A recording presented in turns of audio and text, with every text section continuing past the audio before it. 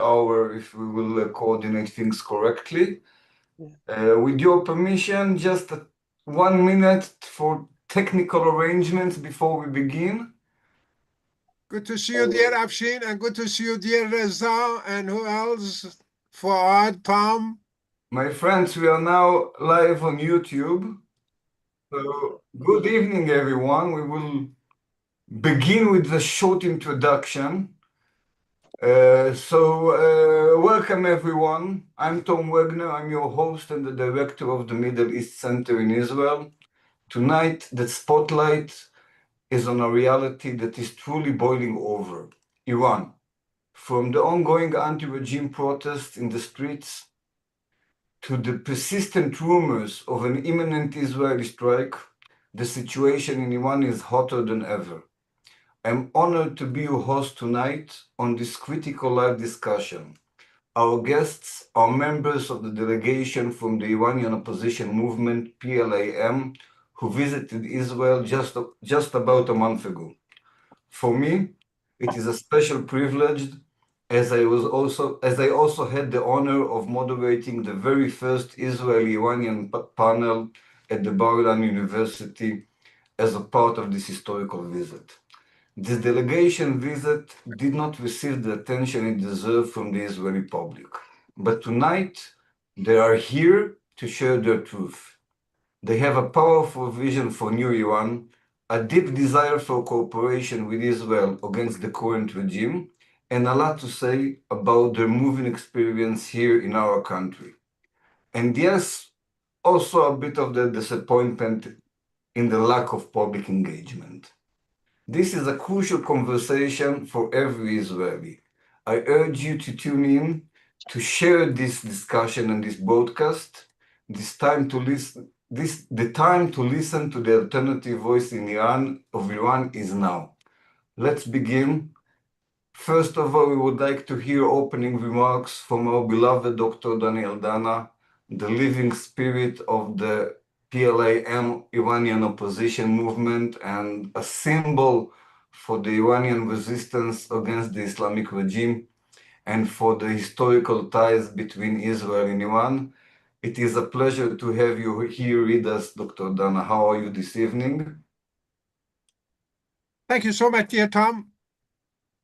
Wonderful. This is a great opportunity to be with you and the other brothers and sisters, all family of Iranian resistance, and also Israeli Zionists, hand in hand together to a very, very, very special goal, which is freedom of option in future Iran and continuing this wonderful relationship between twin sister nations of Iran and Israel. This is the point that has started on 5th March 1950. Bashar and God's willing, we will continue the same relationship. Whatever has stopped 47 years ago, bad luck. During this period of time, during 47 years, Iranian, Israeli, and the other civilized nation, they have paid the price of such a big mistake. It means, in brackets, Islamic Revolution. It was 100% great damage against Israel, great damage against Middle Eastern countries, great damage to modern civilization, and beyond of that for Iranian. 90 million Iranian citizens in Iran, and around about 8 to 10 million in exile. Therefore, thank you so much, dear Tom, and thank you so much, every single of you, great family of Zion, great family of Iranian nationalists. We are working hand in hand together for a very clear goal, which is freedom for Iran and open the gates of real freedom for 90 million Iranian prisoners in Iran. Thank you so much, dear Tom, and thank you so much for the rest of Israeli great family who are helping us and who are assisting us and who are shaking the hands for a better future, not only for Iran and Israel, but also the Middle East and all the world. Thank you so much. And I would like to ask my friend, dear Pastor Fuad Khurshidi, to lead this discussion and to introduce, first of all, himself and maybe some more about the activities of the PLIM movement and to moderate this evening. Thanks a lot, dear Tom, for this opportunity. I'm honored to be here with you all. As you named me, my name is Fuad Khorshidi, Coordinating Director and Spokesman of PLIM, Peace and Love International Movement, who are arranging the historic symposium in Bar-Ilan University and Hebrew University. And it's our honor to have you all you today, actually all the delegation team.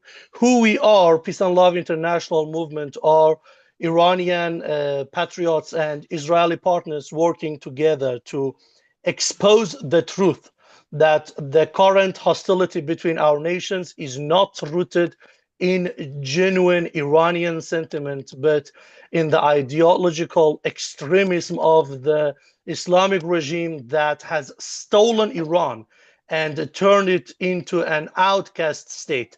So we in PLIM represent as the Iranian diaspora leaders committed to their homeland's liberation, Israeli elites and institutions preparing for renewed partnership, former political prisoners who suffered under the regime's oppression, human rights activists fighting for freedom and democracy, and entrepreneurs and business leaders building bridges for the future. We have four main goals and mission that I want to briefly name it. First one is reviving peace and friendship between Iranian and Israeli people based on our brilliant shared history founded by Cyrus the Great, and we call it Cyrus Covenant. The second one is making peace between Jews and other religious groups inside and outside Iran based on Abraham Covenant. Third one is uniting different ethnicities, groups inside Iran to overcome the Islamic regime in cooperation with Iranian true ally, Israel. And the fourth one is spreading the truth and origin of Zion and Zionist and getting inspiration from Zionist movement to preparing the way back to motherland for millions of Iranians and freeing 80 million Iranian that is in hostage right now inside Iran. So let me introduce our first speaker, Mr. Afshin Peirovi, as he said that he's double booked. So let me introduce him and let him speak the thing that he has in his heart, share with the people of Israel and your audience. He's a political activist, director of Association of Iranian Human Rights and Allies living in England. Mr. Peirovi, mic is yours. Hi, thank you for this opportunity you've given me. Well, as Mr. Khorshidi explained, my name is Afshin Peirovi, and I serve as the director of Association of Iranian Human Rights and Allies. We are based in Britain, in London. We are a coalition committed to exposing the brutal realities of the Islamic Republic and championing the rights, dignity, and freedom of Iranian people. Our mission is very clear. Our mission is to dismantle the oppressive regime of Islamic Republic that has held Iran hostage for over 4 decades, and to pave the way for a future rooted in liberty, justice, and regional harmony.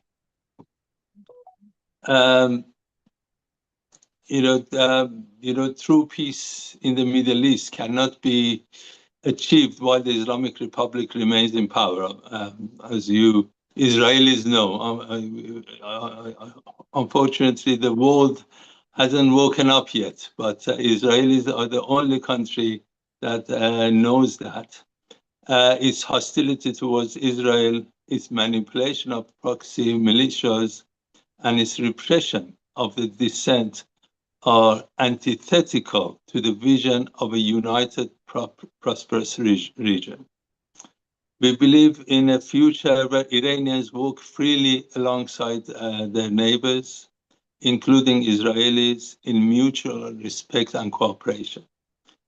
A future where cultural richness replaces ideological warfare, and where Iranian rights are not a privilege, but a guarantee. Thank you very much.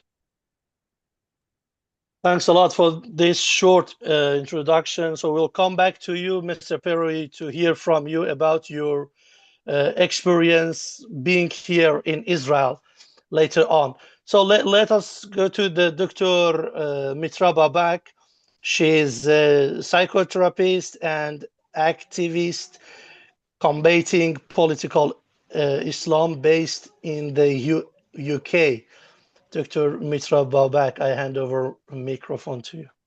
Thank you very much. I'm so happy again. It's an honor to be with you, Tom, and all my beautiful, lovely friends, which I met them in Israel, and I know them more now. And as you know, all of us, we know Israel and Iranian people and the Jewish people for thousands of years, they are sharing the friendship, they are sharing the freedom. And now we have the same enemy, Iranian people, as 90 or 80 million people.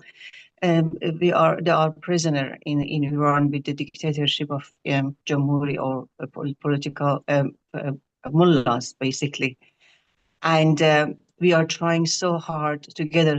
For 47 years, they destroyed Iran badly. And also the most important part for Israel's side is the mother of the terrorism, and how much they destroyed Middle East in general and also Israel. So he is a very, very most enemy for Israeli people, and of course most enemy for us. So we are sharing the same enemy.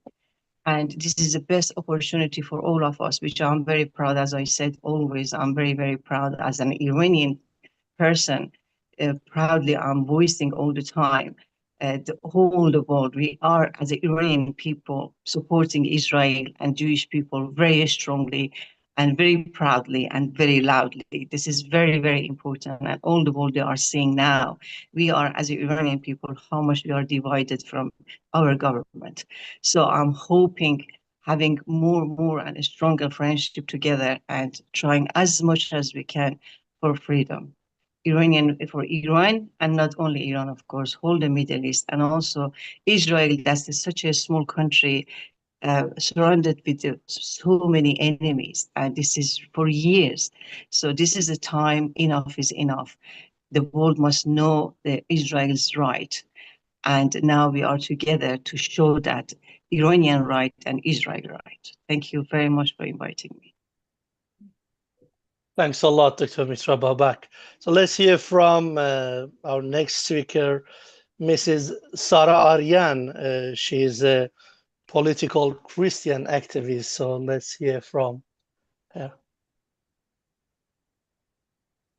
Durud. Hi, everyone. I didn't know I'm going to talk today, but I just want to say hi to everyone. It's an honor to meet you again.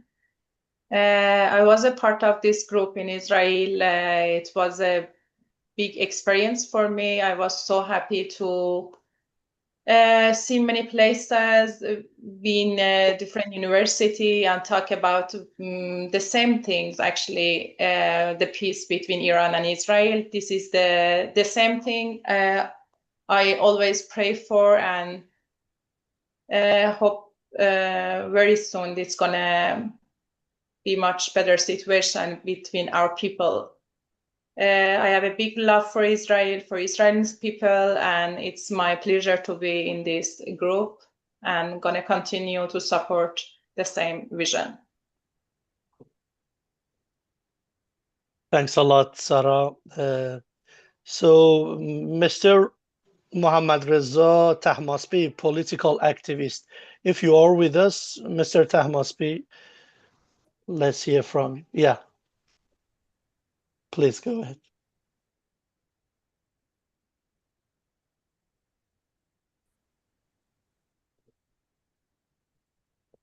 درود بر همگی. Hi everyone.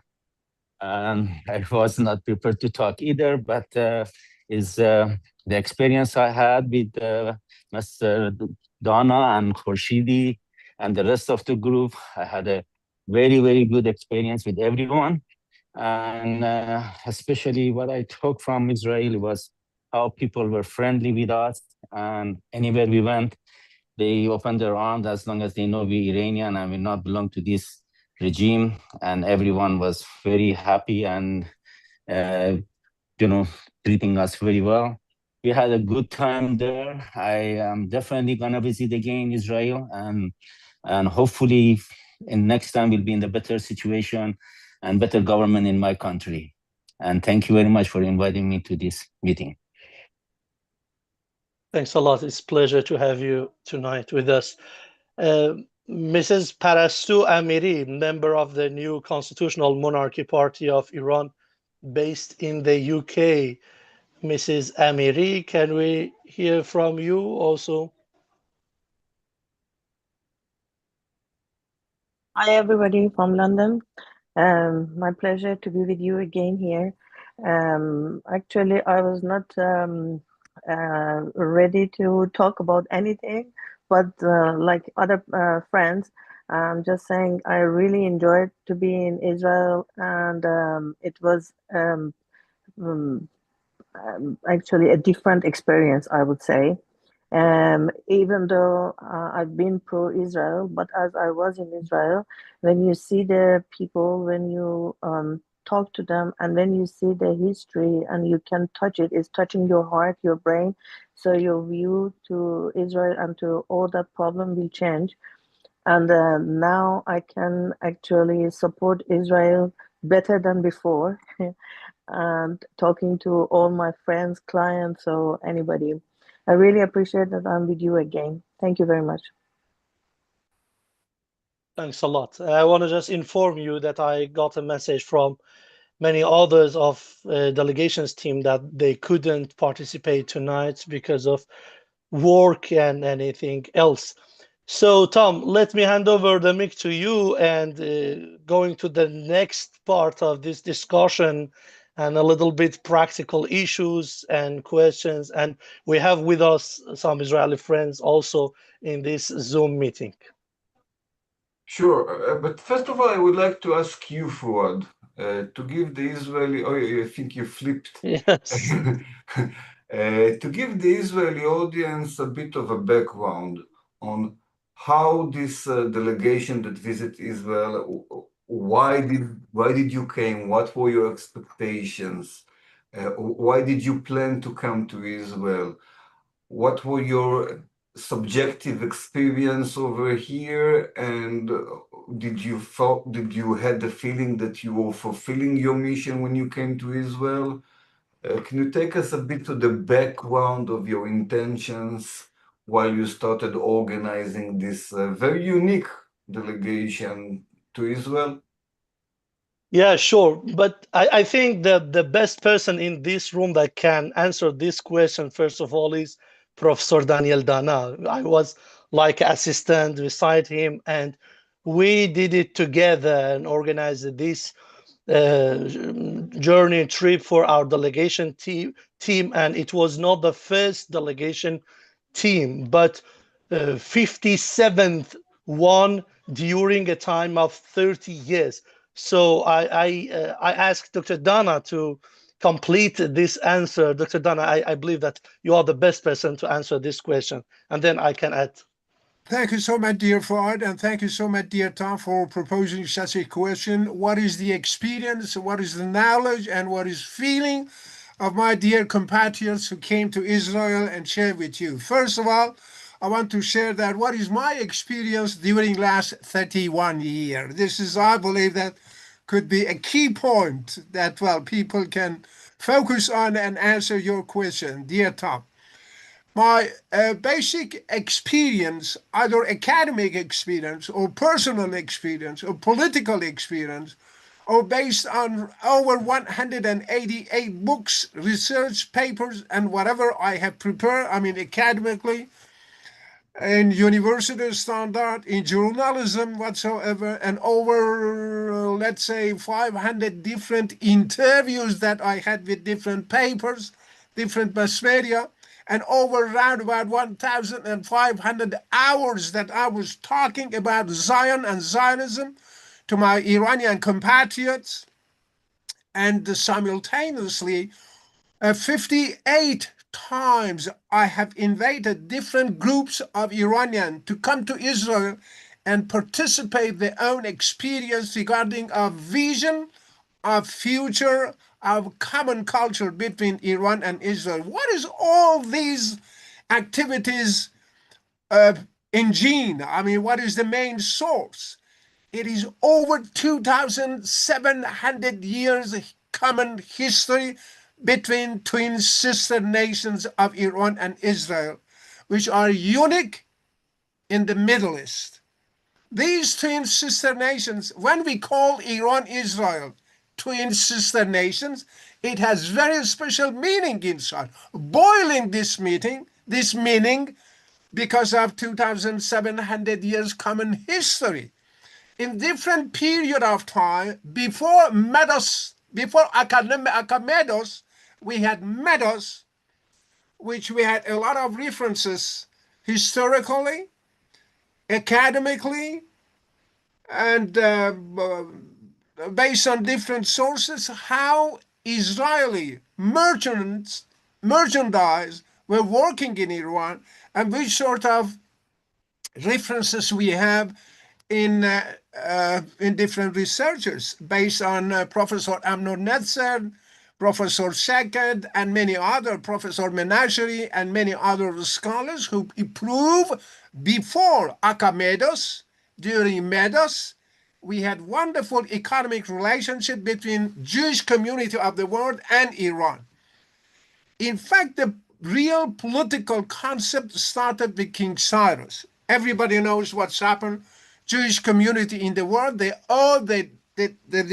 adapt to Persian culture, in brackets King Cyrus, which was ruling this ideology for over 1,100 years, 1,100 years, from King Cyrus up till the end of Sassanid. During this period of time, Iranian nationalism, Iranian universities, Iranian social affair, Iranian scholars, they had wonderful relationship with Jewish community in the world. And Jewish community, they had yeshivot, means small universities in Iran. Every single of these universities, they had over 10,000 students. Today, in New York, which is the largest Jewish city, in fact, in the world out of Israel, no more than 2,000 students as each yeshiva. But in Iran, we have Yeshidot Bombedita, Tzora, Nareda, and many other yeshivot, means small schools for religion study of Judaism, which they have been written, what is Talmud? Talmud is a holy book for Jewish culture, that's a religion culture, after Torah. This rich experience continued during Iranian Islamization, which is catastrophical period of time during the last 14 centuries. Even in this period of time, we had wonderful relationship. Military relationship between twin sisters of Iran, Israel, from King Cyrus to the dynasty after Ashkanid, or parties. We have Hashmonai and Iran kicking out the Greek, and later on the common culture between two nations. As I told you, we have a lot of references about the yeshivot. Even in the 14th centuries of Islamization in Iran, we had wonderful, rich relationship, despite that Judaism in Iran were suffering via Shi'i anti-civilized community. Bad luck. Whatever is mission of future generation of Z, is stopping this diabolic ideology in Iran and give freedom of choice, freedom of speech, freedom of life, freedom of business, freedom of as a human being.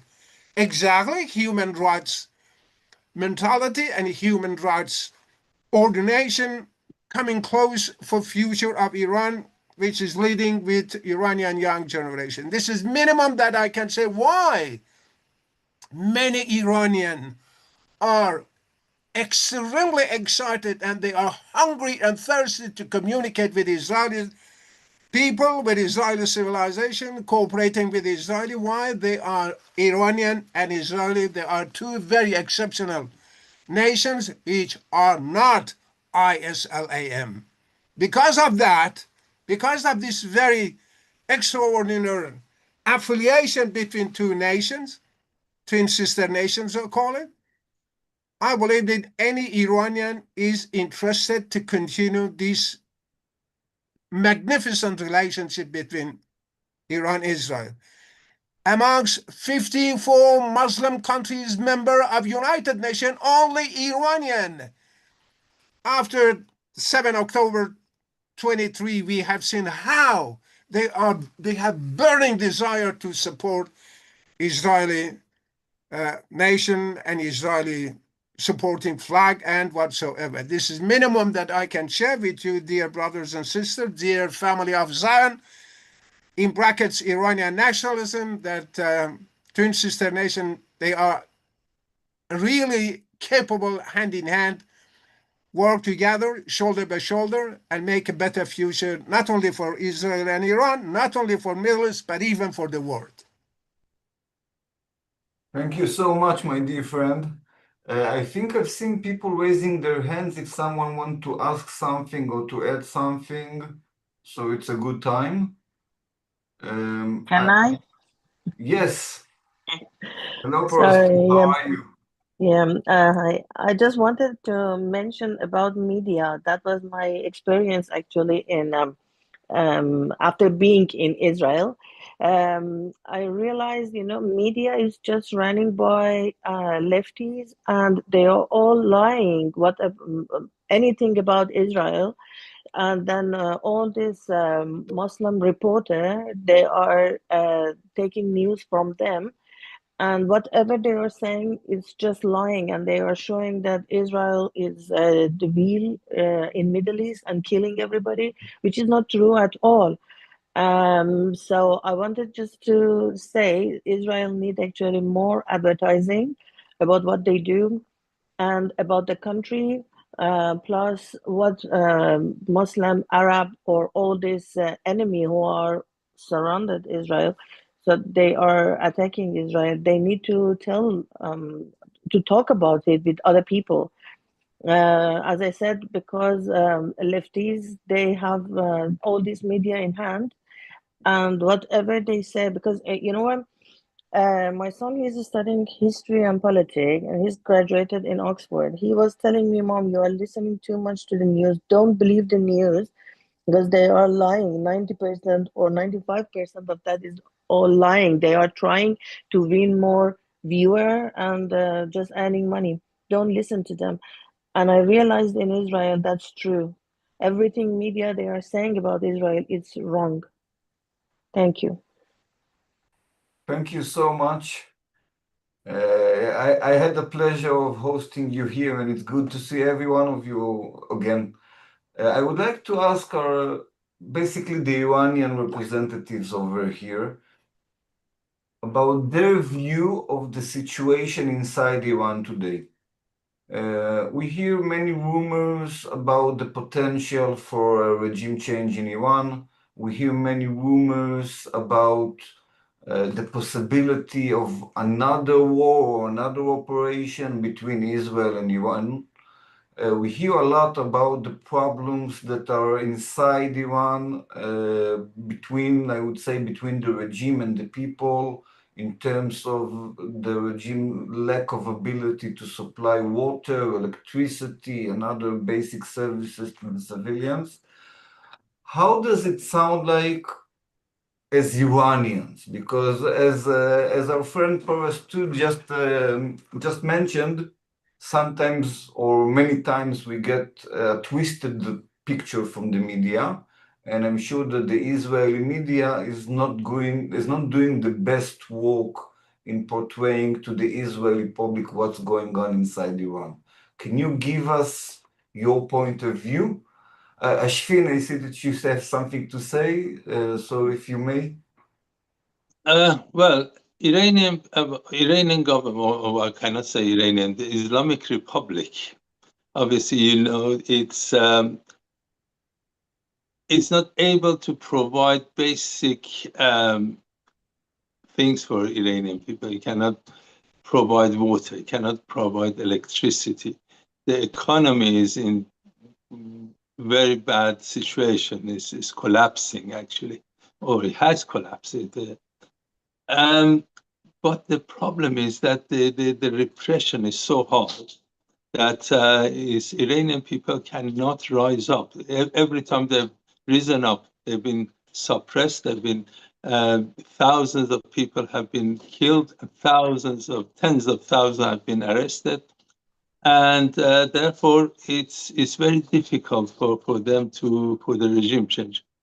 Fortunately, Israelis, when they attacked Iran in the 12-day war, they suppressed or they attacked some of the regime tools that they were suppressing people. And that was good. Unfortunately, it didn't continue. Obviously, Trump stopped them. But I think that was very important. And the sanctions that are happening are gonna, we call them the gray society. There's a lot of people who are standing by, afraid to come out. But I think with the sanctions, the pressure is going to be so hard on them that one day they have nothing to lose and they will come out. So we are looking forward to that. And another thing, as we talked about the left and the globalists, obviously, globalists, they don't want change. They're pushing the Islamists. They're promoting Islamists. And the left tries to disconnect us. They don't want to allow us to unite and rise up. That is another problem with the media, as Mrs. Amiri said. But Iranian people are very resilient. As Dr. Dana said that on 7th of October, Iranian people, they supported Israelis. I'll go back even further to 9/11. That, you know, Iranian people came out with the candles, you know, to support the Americans, while the whole Muslim world, they were celebrating. So we Iranian people are different. We are fighting the globalists and the Islamic regime. So, and I'm sure soon we'll be free. Can I add a little bit more as well? Yes, sure, Dr. Babak, of course. Yeah. To continue, as Afshin said, I just, you know, I just reported whatever I saw in Israel. I'm just posting on my YouTube, Instagram, everywhere. And I had so many comments, and also people, they contact me as well directly. And they were so happy about us being in Israel and how much they wished to be in Israel themselves, especially young people. And the last one I just posted in YouTube, it was about, we were in Jerusalem, and we were in Notba, and the soldiers, they were dancing and singing, and we joined them, and we started dancing and singing. And I said about the Iranian government and how much people, and also Israeli soldiers, they claps for us, but they were so happy, and they were dancing and screaming basically for freedom.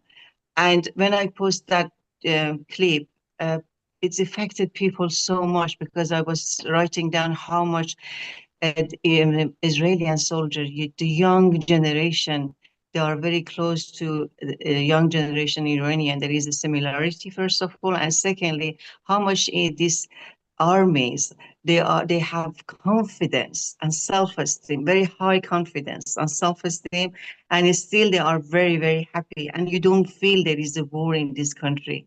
And that was very important. This comment I wrote it down, that was very important for Iranian people to understand how much Israeli people in Israel, surrounded with so many enemies all the time for decades, they had attacking people, attacking Israeli people. But how much, even especially after 7 October, they hold themselves very strongly for freedom, with happiness for freedom. And that was, from psychological point of view, was very important. And people, they loved that clip as well. And also, as Afshin said, Iranian, we are dealing with the devil government, basically. And of course, Iranian people, they tried so much for decades against the government. But because they are attacking very badly, they're killing very, very horribly. So of course, they are so scared of the government. But from my point of view, researching, as a researcher, as a political activist, I think when I'm talking to people in Iran, especially inside Iran, people are waiting for Israel, basically, Israel and America and Western countries, especially Israel and America, to start again, to make the government much, much weaker and weaker and weaker. Then definitely people, they can't take it anymore. So that time, I think people, they're going to have this strength to think, okay, this is a time we can go inside the roads and take the roads and rise against the Iranian government. But at the moment, I believe, which I spoke to so many of them, they are waiting for that first from the top, killing them, making them big. Then we are ready for taking the being in charge, and get rid of this bloody government. Thank you. Thank you. So I would like to ask the members of the Iranian delegation, what is your expectations today from the Israeli side, from the Israeli government and from the Israeli public? This is your opportunity to speak directly to the Israeli public on this YouTube broadcast. We will, of course, be sharing this broadcast on social media. This is your opportunity to speak directly to the Israeli public in the names of the Iranian and to express your expectations. Sure, Dr. Dana. Thank you so much for such a wonderful question, which is key point. In fact, in our heart is boiling every single second. As Naftali Bennett, ex-Prime Minister of Israel, mentioned for the first time, we have to smash the head of scorpion. How do you call it? Octopus. This is major point. As soon as you did it, certainly majority of Iranians will come to the street and finish the story. Okay. It is a key point, dear Tom. Please report to administration of Bibi and tell him do it as soon as possible, that 95% of 90 million Iranian in largest prison in the history, they are waiting Bibi smash the head of a scorpion in Iran. And they love Bibi as well. Amen. Hallelujah. Okay. Deeper very soon. Actually, I totally agree with Dr. Daniel Dana, but I wanted to add something. I left some comment in Twitter, X, for, I think, if I'm not wrong, either it was Israeli Farsi or it was Bibi Netanyahu. I think I left a comment for Netanyahu, and I said, Uncle Bibi, please finish it. And then I've been blocked for 1 week. I was not allowed to write anything in my X or Twitter. So as Dr. Daniel Dana said, many people in Iran, they are waiting and they are expecting for the story that Israel started, please finish it. You started, you have to finish it. I'm helping our people, because after that 12 days, after the force of American government, they stopped the war, many people, especially students, they've been arrested. Lots of people, I don't know how much you know about that, they've been executed. We have a long queue for execution. Lots of people, they've been sentenced to for execution. So please, from us, tell Bibi Netanyahu, please, Bibi Jun, fadot besham, del shode rosvay qamet. Bibi, please finish the story.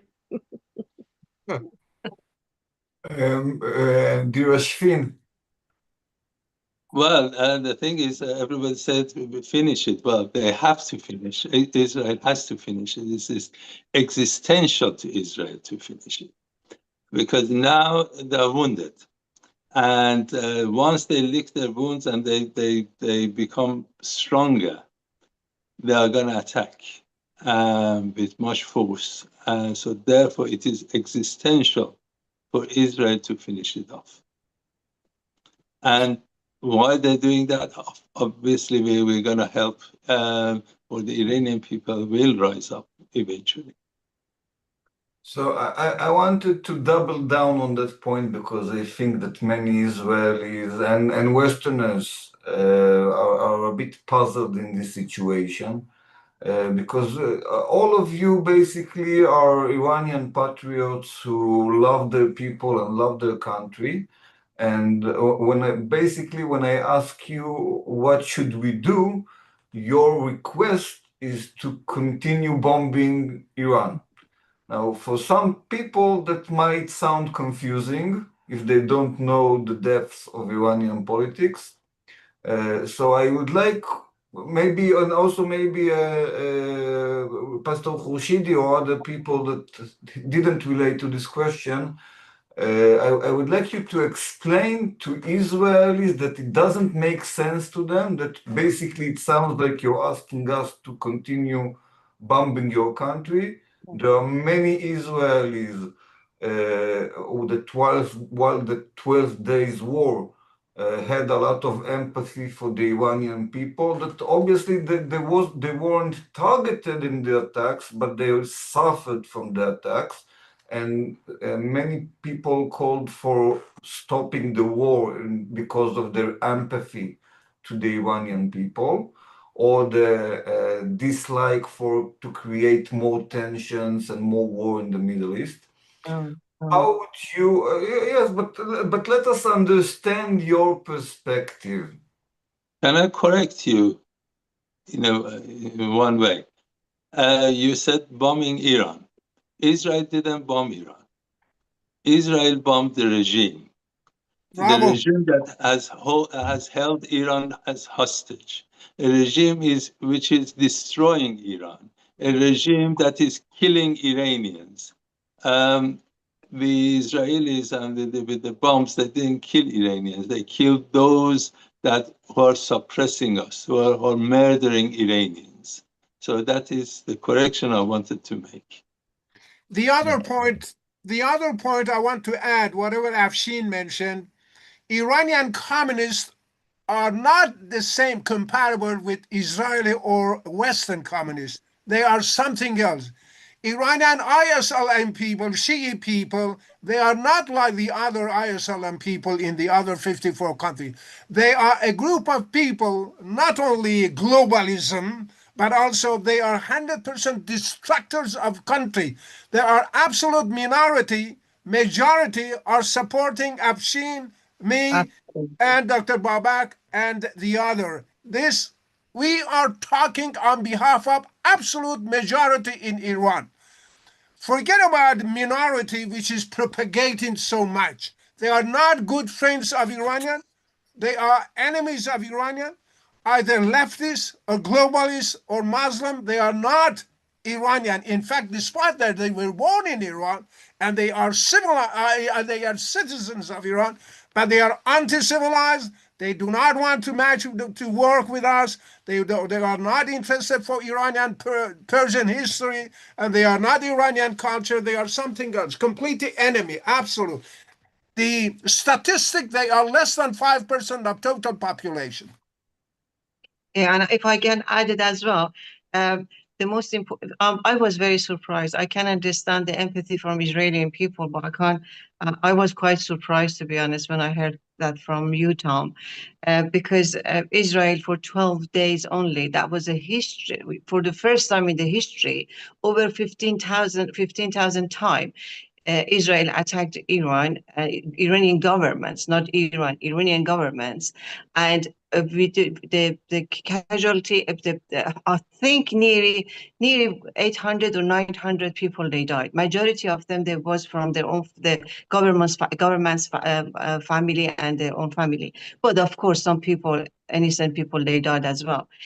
But that was something about the Israeli army. Honestly, 15,000 times. That's the people that are so amazed. 15,000 times the Israel attacked Iranian government, and that much death we had or casualty we had.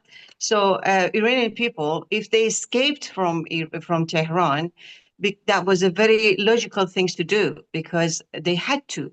But this time, because of 12 days, Israel passed, for Iranian people, Israel passed their exam, basically. And Iranian people, they are trusting Israel even more than before. And because they know they can't get rid of this government. And this is the only time. And Iran is, by history, so many countries, they had the help from the different countries to have a freedom in history. So now Iranian people, they know this is the only time, the golden time for them to get rid of this government. Israel can help them. It's good for both sides. It's good for Israeli people and Israel, and also it's good for Iranian people and Iran. For both sides is very good because the Iranian government is head of the snake. So that's it, head must go. All the government must go. And this is a time for both sides to get rid of this, take opportunity, basically. So I was very surprised. Empathy to have this time of the history for that type of, as Donna he said, the lefties, just recently in Oslo, they had a conference for human rights. It wasn't about human rights. All of them, they were talking against Reza Pahlavi or Prince Reza Pahlavi.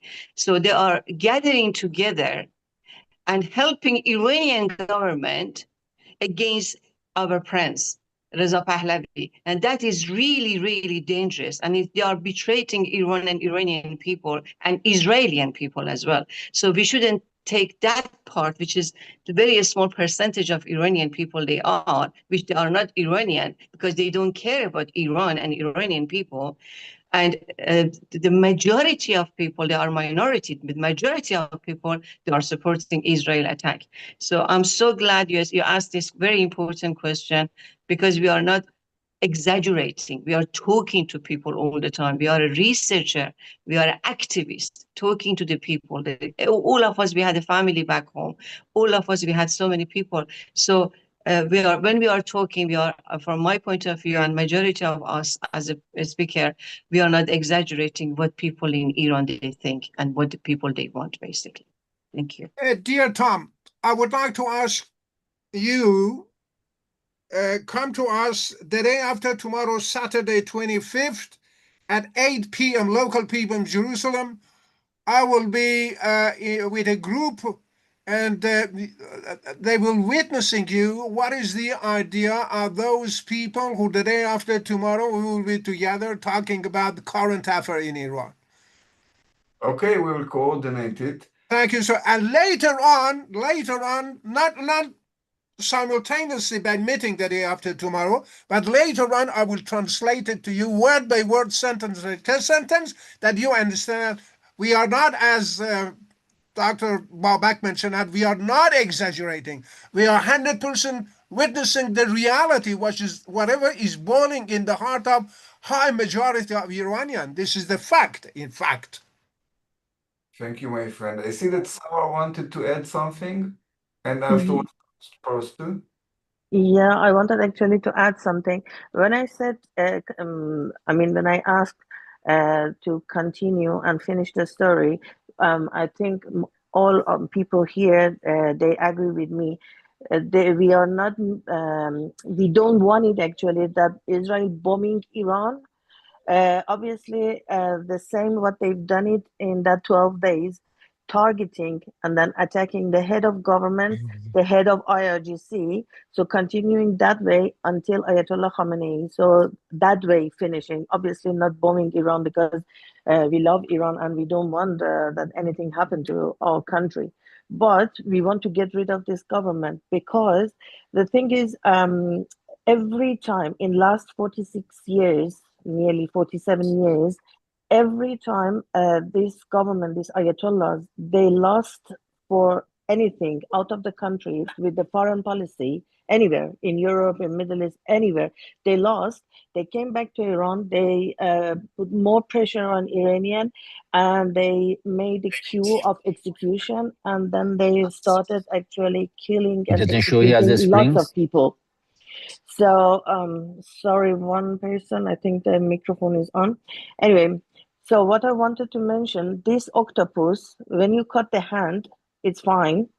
But, you know, the hand by octopus can grow back. So until you don't chop the head, the hand will growing, and so they can have power and they can stand up. And for now, they can go into coma. And as I said, taking revenge because they couldn't do anything to Israel, they couldn't do anything to America. They are taking revenge from our people. And then later on, when this wake up from coma, then it comes back to you. Then it's in safer way. I think it's better to chop the head and then finishing the story. Thank you very much. Thank you so much. Miss Sarah, do you still want to speak? Actually, it's the same repetition as everyone said. I just want to add, Mr. Tom, we don't want Israel to bomb Iran, or we don't wish war. It's not normal. But we are already under attack. They are killing our people already in Iran. So we just ask Israel to help us because we have the same enemy. This is the same thing everyone said. We cannot remove these barbaric, satanic people without help from other countries. So this is only that we wish, yes. Yes, dear Rezat Hamsabi, I see that you raised your hand. I would like to add some more to it as well. I live in Canada, and as I know some of my friends, they know about it or not in the social media. Last week, there was a part of Toronto, they renamed it to Little Iran.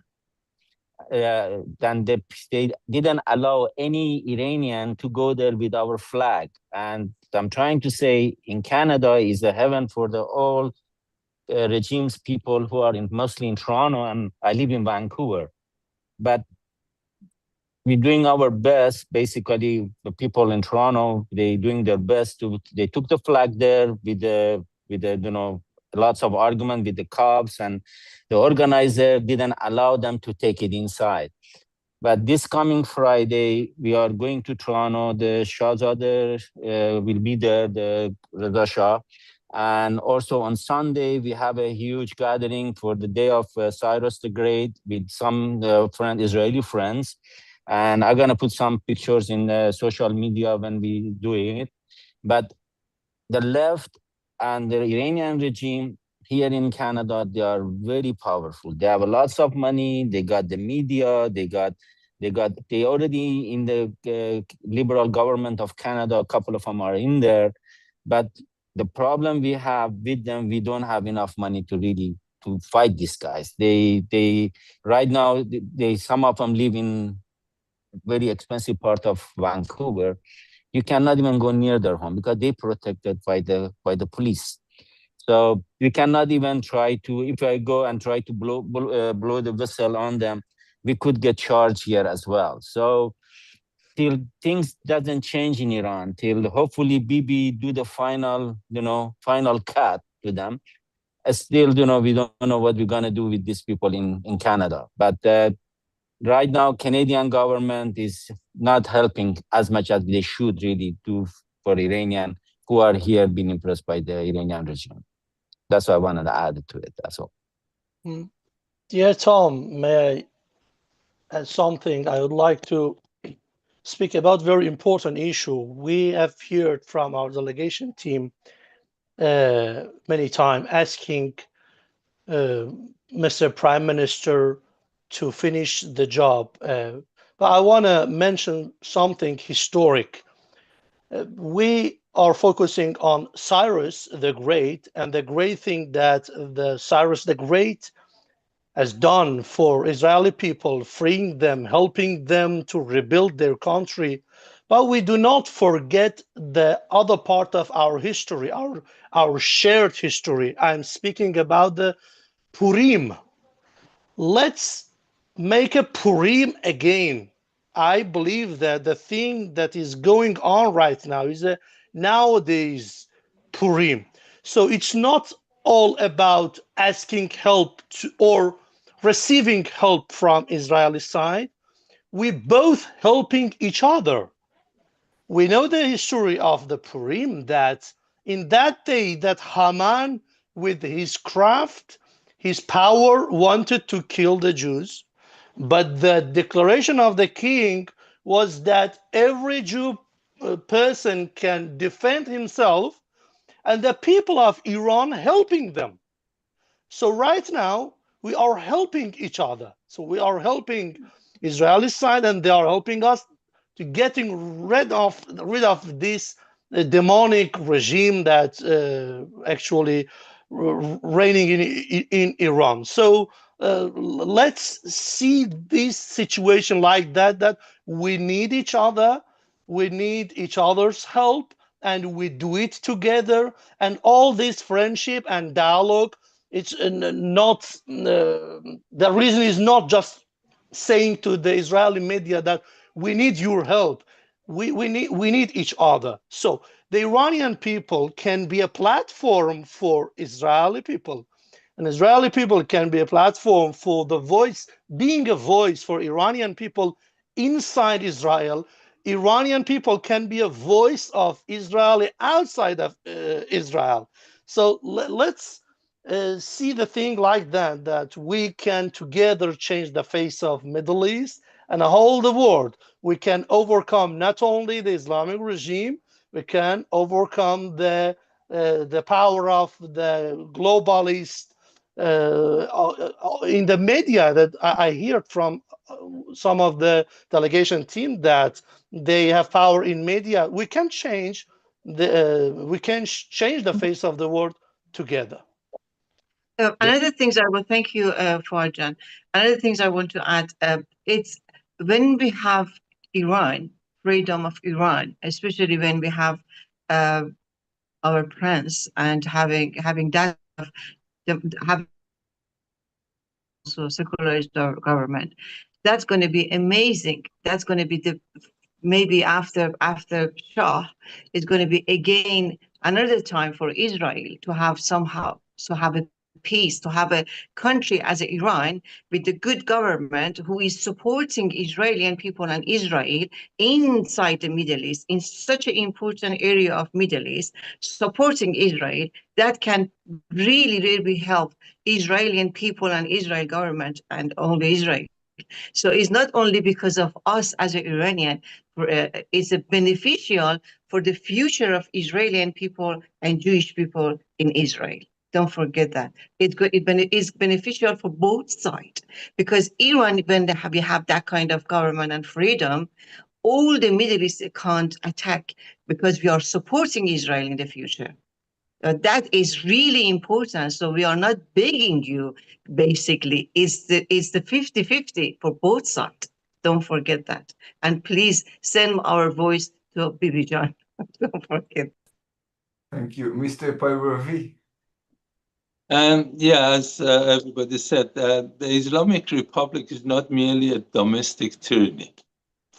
It is a destabilizing force across the Middle East. It exposes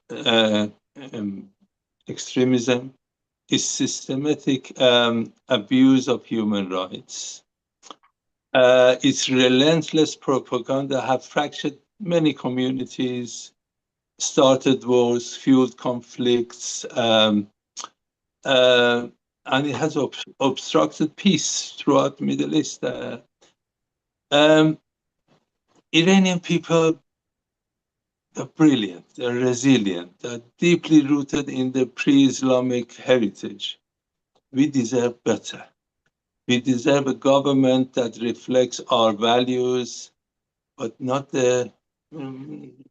Islamic Republic that suppress us and steal from us. So we have to help each other to bring peace to the region. Amen. Amen.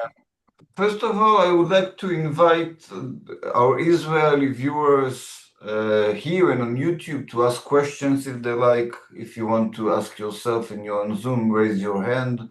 If you like me to read your question, just write it on the chat.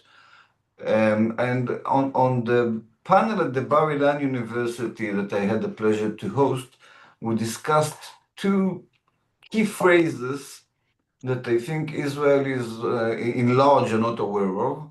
The second one, the first one is the Cyrus Accords that we mentioned over here. It's also the name of the book that I am about to publish in Israel with my friend Arash Hamedian, an Iranian intellectual. But the concept of Cyrus Accord that was articulated by the Crown Prince Reza Pahlavi basically suggests that in parallel to the Abraham Accords, which is a good narrative between Israel and the Arab world, the Cyrus Accord can create a better or improved alliance between Israel and the new Iran, of course, Iran with the new regime. Can you please try to explain to the Israelis that are not yet familiar with this term, what the Cyrus Accords means to you? King Cyrus is our great father, great grandfather. We love him crazily. He is, dear Tom, King Cyrus for Iranian nationalism is not less than King Cyrus for Bible, Tanakh.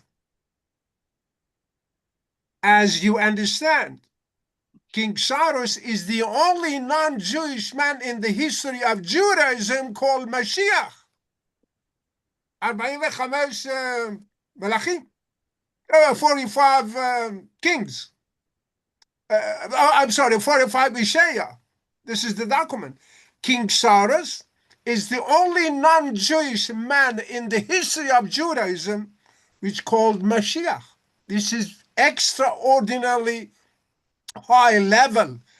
We Iranian, not religiously, but politically and socially and emotionally and historically, we have the same feeling to King Cyrus. King Cyrus is not the only extraordinarily beautiful and strong point which bind us with each other, Judaism and Persian. Professor Amnon Netzer, many researchers he has in this area, and also Professor Sheket and many other Jewish scholars. King Cyrus is our great-great-grandfather, and we love him more than any other man in the history.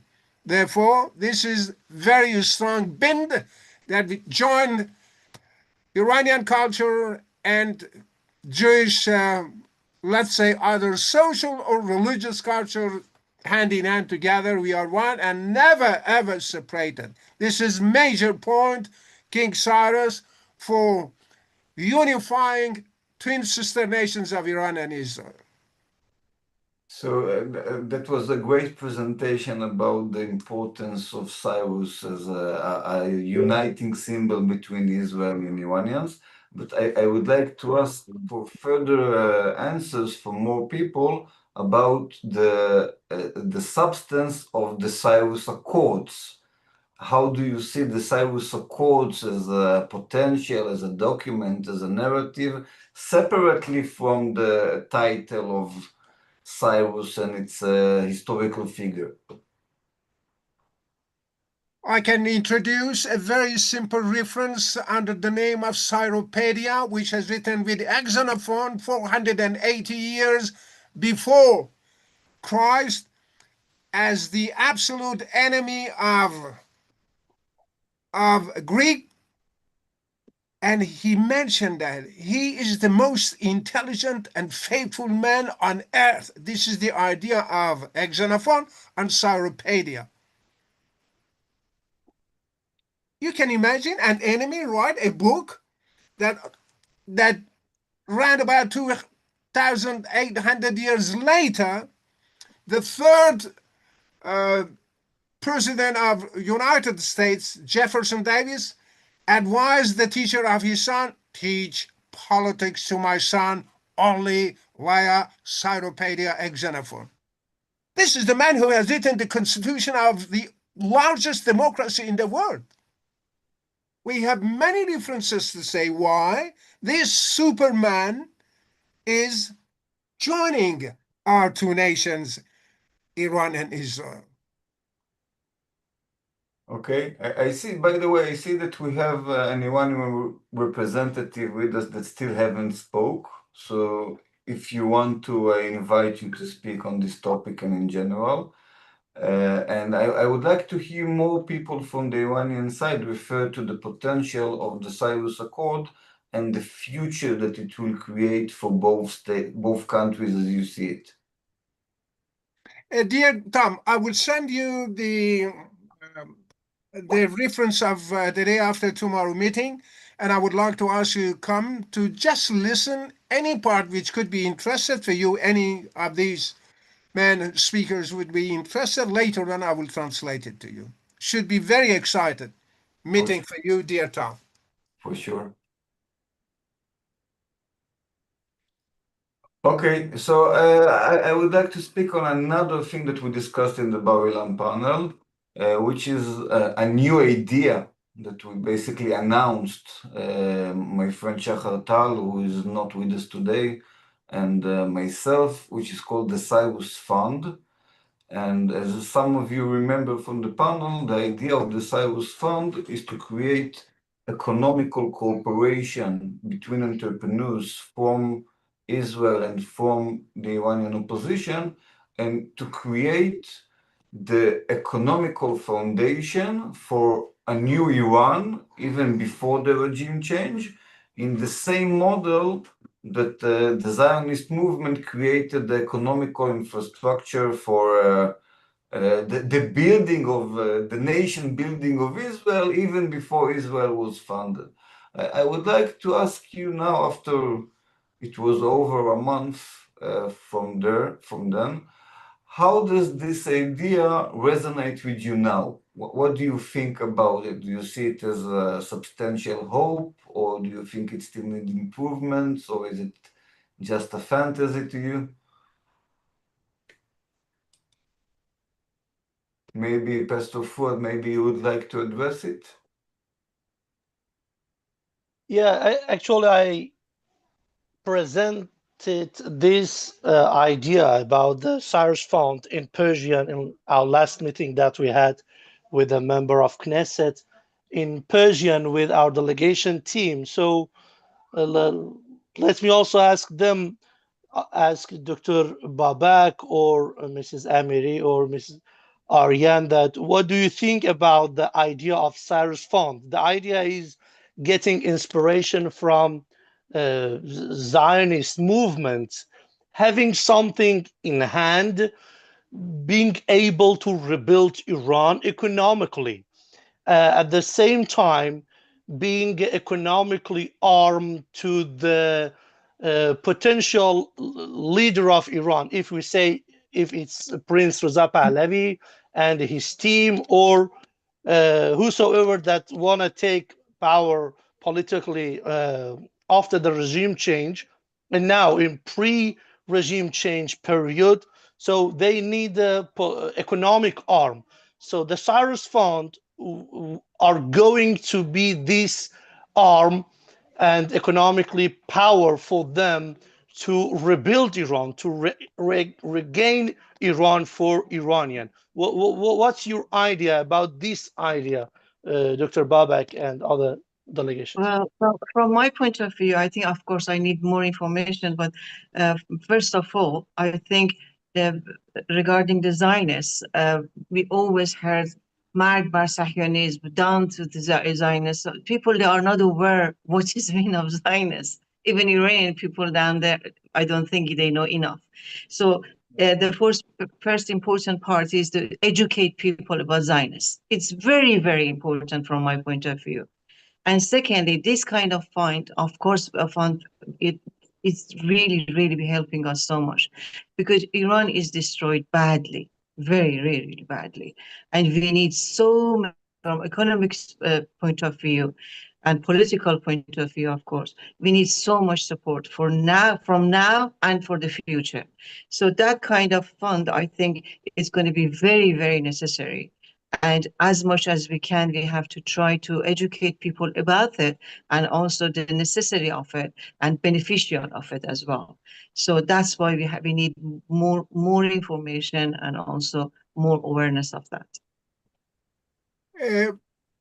Dear Dr. Babak, I would like to ask you, Afshin, Sarah, Madam Amiri, Reza, and the rest of our friends, please manage once per week, anytime which is convenient for all of you. I will come minimum for an hour, sit and read and talk about the history of Zion and Zionism, and why this idea can be helpful for our future, supporting the concept of democracy in future Iran, simultaneously a base, a very strong, solid base for economy, politics, and social effort for God's willing future of Iran. Should be my great honor, once per week, minimum, an hour minimum, to teach and read and references that I will introduce about the history of Zionism from A to Z. And later on, I will give you right minimum an hour, propose the questions, and I will answer with my great honor and pleasure. See, Donajan, I think it's we don't need it. You know, we know us in this group. We know what is the science. What did I mean regarding the people?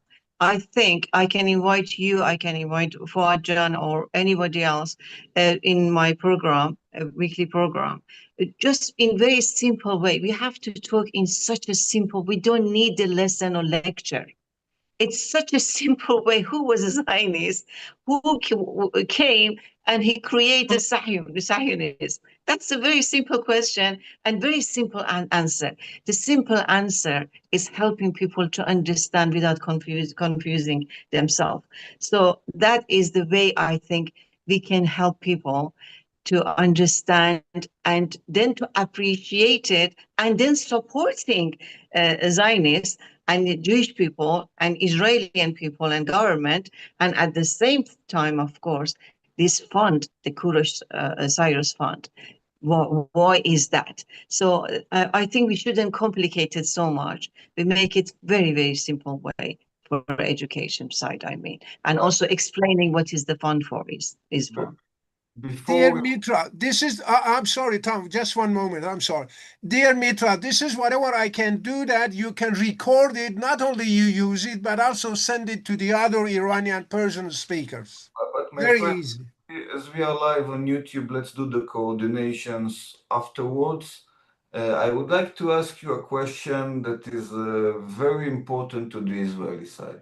Because what we see as Israelis in the Israeli media is basically that the Iranian regime is brainwashing the Iranian people in terms of anti-Semitism and anti-Israelism, etc. And it's very visible. We see that they burn the Israeli flags. We see that they place the Israeli flags on the sidewalk so people would walk on it as an humiliating gesture. And many Israelis, even if they speak about a regime change in Iran, so they would say, okay, so maybe the regime will change, but the people will still hate us, and they will just change one Islamic extremist regime that is anti-Semite and want to destroy us, in another extreme anti-Semite regime that wants to destroy us, because that's what the people were taught by the regime. And before we will conclude, I would like to invite every one of you to refer to this question and also to take the chance to say whatever you think that the Israeli public should hear from you and you still haven't said in this session. Sorry, Tom, can I jump in the middle? Thank you, Pastor, of course. Yeah, sorry. Just wanted actually to tell you recently, it happened in a metro underground in Tehran. It happened that people, I mean, it was something wrong. People, they had to came out, and then they started doing some protest against the regime, from down to Khamenei, dead to Khamenei, and Javicho, which means long live Shah or long live King. And then after that, they were saying no to Gaza, no to Lebanon, help Iran. So, or I'm dying for Iran. So it means na Gaza, na Lebanon, janam fadaye Iran. So they are always saying leave Gaza and Lebanon. And actually, when I'm talking to my people, because lots of my family, as my brother, my mom, so my cousins, they are all living in Iran. When I'm talking to them, they are saying, we love Israel, we love Netanyahu, and we love him. So he's coming and finishing the story for us. He's helping us in this case. And we are really happy and appreciate. They love Israeli. As I've been in Israel, I was talking to some Jewish people, some Israeli, that their roots was Iranian. Either they were born in Iran or their family, or I mean, parents or grandparents, they've been Iranian. So we hugged each other, we loved each other, we didn't have any problem together. Iranian, they don't have any problem with Israel, nothing. And recently, not recently, I mean, it's a couple of years, it's about 10 years or might be even more, I'm not sure. When Iran is painting, I mean, Islamic government, when they are painting the American flag on the floor or Israeli flag on the floor, people jumping over it or going around, they are not walking on it. So it means we are respecting all flag from all countries, especially America and Israel in this case.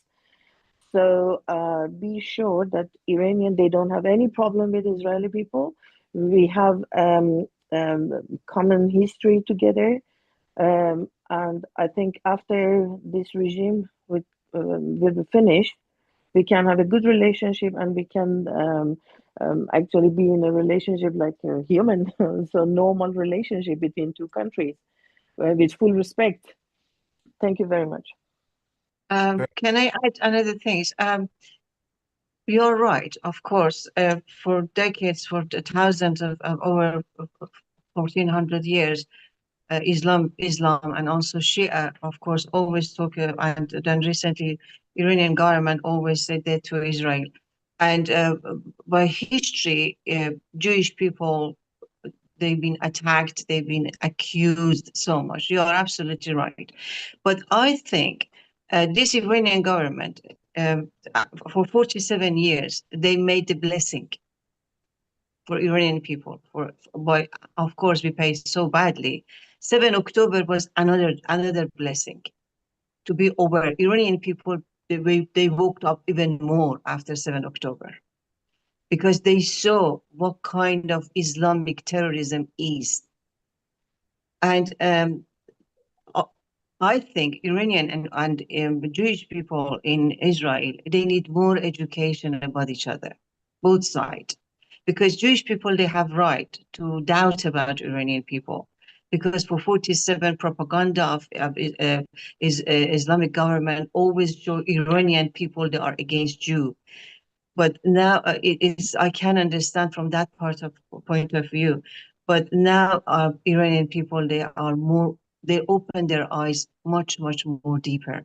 Iranian people, they are very different with Arabs. They are very different with all the Middle Eastern countries and Islamic governments and Islamic countries. And in these last 47 years of this government helped people so much. So for that reason, I think we need Iranian people and also Jewish people from Israel or from any parts of the world, especially from inside Israel. We start having that kind of meeting together, educating each other, feeling each other, giving more confidence, trusting each other more and more, and supporting each other. This is the process we need to work on it from a psychological point of view, I think. Sure.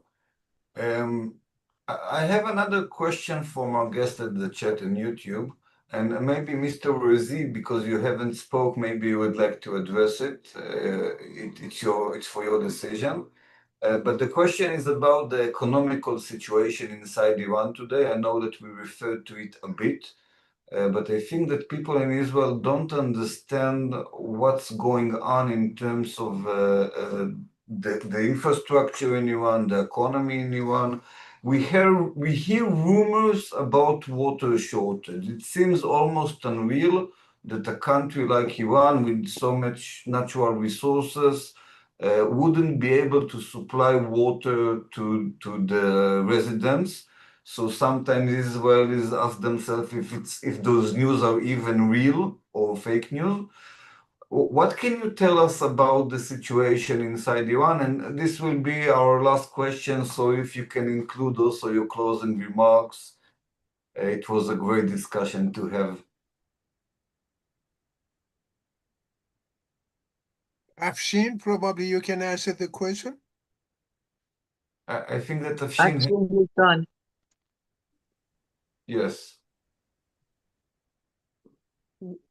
Mr. Ruizi, did you get the question? If you want, you can take it in Persian if you want, and Dr. Dana can translate you the summary of the question. It was about the economy in Iran and the situation of economy for the people in Iran. بله، با درود با شما. مرسی. سوال یک مقدار متوجه شدم که در مورد وضعیت اقتصادی داخل ایران و بحران‌های آبی داخل ایران است. اگر درست متوجه شده باشم ممنون میشم برای ترجمه.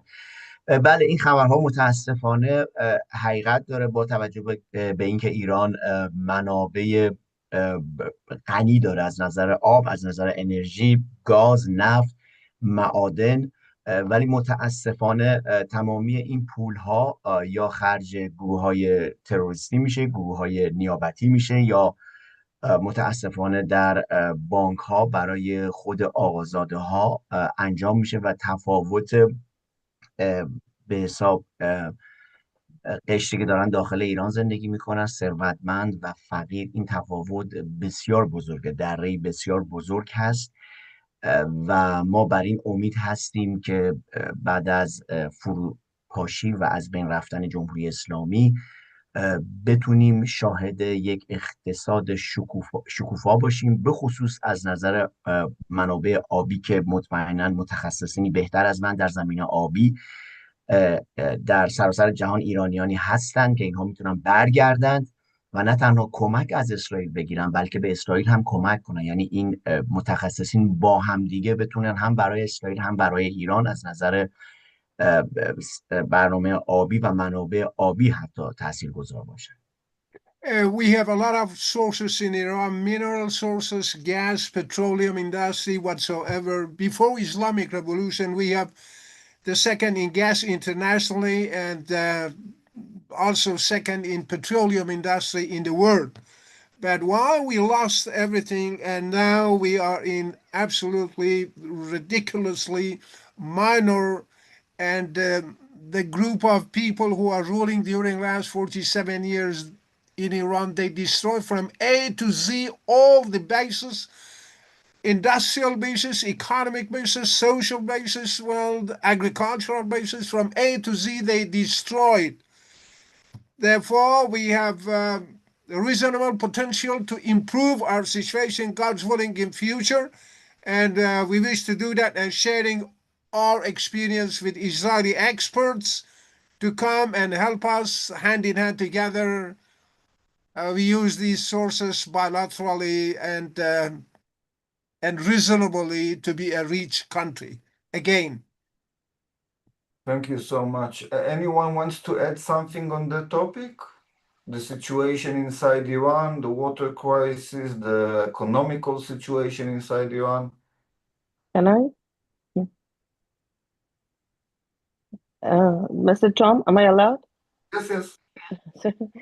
Yeah, just wanted to add actually something on top of it. I think at the moment, because Iran got lots of sanctions, and obviously they can't do proper, how can I explain? They can't do proper business with the other countries. The only chance for them is China. And as I read about it, and as I heard from experts, so they are saying that because of the technique in China, they are trying to dry some lakes in Iran, from South Iran to North Iran. They are drying because they want actually to reach to some oil or titanium or whatever is inside the earth. First, they try to dry this all lakes. Sorry for my English because this is not my profession. So what I heard, I'm trying just to explain. So all these lakes, when they get dried because of the mineral, because of the salt or whatever they have it, so they are causing lots of problem, lots of pollution for the people who are living in that area. And the Islamic government, they don't care about it. What they care about is just earning money for any price, either supporting and sponsoring all the terrorists around the world, which means Hezbollah, Hashad al-Shabi, Fatimiyun in Pakistan, Hashad al-Shabi in Iraq, Hezbollah in Lebanon, Hamas in Gaza, even into Venezuela, even into South American countries, you know, because they are working with the cartel of mafia in South America.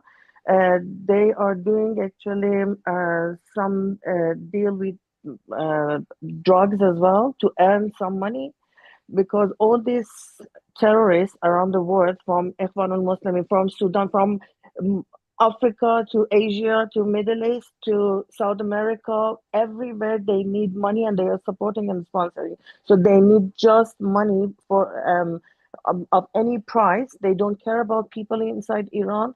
And even if they can sell half price or very low price of oil illegal inside the sea, they are trying to earn some money. Either they are spending, as I said, for all these terrorist groups, or they are saving for themselves, for their future, for their kids. Because as I'm living in London, I can see lots of what do you call it? This sorry for my language, I call them the bastards, that the parents, they are working with the government in Iran, and these children, they have such a luxury life in London, in Canada, in America. So unbelievable, you know, as I heard from my son, even when they are just students, they have such a luxury car, such a luxury life here. Where is all money coming from? Obviously, their parents who are involved into government, they are just stealing all this money which belong to all Iranian. Iran is a rich country, and from any part of Iran, we can have lots of money.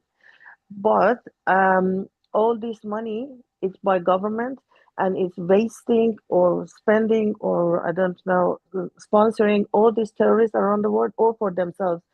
So my team, Dr. Daniel Dana, he can help me to say they are making a group of Iran like Khodi, no Khodi, but Bi Khodi, I call it. So Khodi means they are their family together, and Nokhodi, some people who are helping them, supporting them, and then the Bikhodi is Iranian, that they don't get any money, any benefit of all this money. Sorry, so I just pass it to Daniel Dana. Might be he can explain it better. Thank you very much. I think it was understood. Thank you. Dear Reza, did you want to add something? Yeah, I can interpret just one word. Shi'i leader called themselves Alim. Ain Aleph Lamed Mem. Alim for Shi'i man means wise man in Arabic. But in fact, during last 47 years, they prove practically in the field of practice, they are not Alim, they are anti-Alim, they are 100% destroyable. They destroyed the country. They are anti-elm, anti-wisdom, anti-science, anti-civilization, anti-human, and absolutely diabolic ideology and devil people. That's all. Thank you. Economy is one of the concepts which they have completely destroyed the country. One of the richest countries in the world, they destroyed during 47 years. It's a sad reality. Thank you so much. We are coming to an end. If someone has something to say that is important and wasn't said before, this is your chance. I would like to conclude that we had the pleasure of hosting this Iranian delegation in Israel. I think it was a month ago. And I hope, and it's not only a hope, we will begin planning with, of course, with my friends, Dr. Dana and Pastor Khurshidi, we will begin planning the next Iranian delegation to Israel. Probably it will take time, but I think it's important. And I'm sure that in the second time, we can achieve more in terms of meeting decision makers and the Israeli public and the media and having your voice heard within the Israeli public. Thank you so much for this evening. It's only the beginning, but it's important to begin. Thank you, my dear Tom. And thank you so much. Pastor Khurshidi, if you would like to add something, or maybe someone else from the delegation member, this is our chance. Thanks a lot. I want to say at the end of this meeting that Iranian children and Israeli children deserve to inherit their true heritage of tolerance and friendship, not the poisonous legacy of the Islamic regime. And we believe that when the victory day and liberation comes, and it will come, our children will be proud of us for keeping the flame of friendship alive through the darkest hours. So they will build upon the foundations we lay today, creating a Middle East where Persian poetry and Jewish wisdom, Iranian resources, and Israeli entrepreneurs and innovation combine to write humanity's most beautiful chapter, hand in hand, together. For sure, for sure. Amen. Amen, amen. Amen. Thank you so much for پیروزی خیلی نزدیک است. اینکه فکر می‌کنیم نزدیک است. Thanks a lot for everything. Thank you. Thank you very much for everything, guys. Best wishes to all of you. Probably next time to be together and continue this nice discussion about life and our country. Thank you so much, dear Tom. Thank you so much for Art, and thank you so much for every single of you. Pleasure. See you next time. We will be in touch with each other. Have a nice time. Amen. Good night.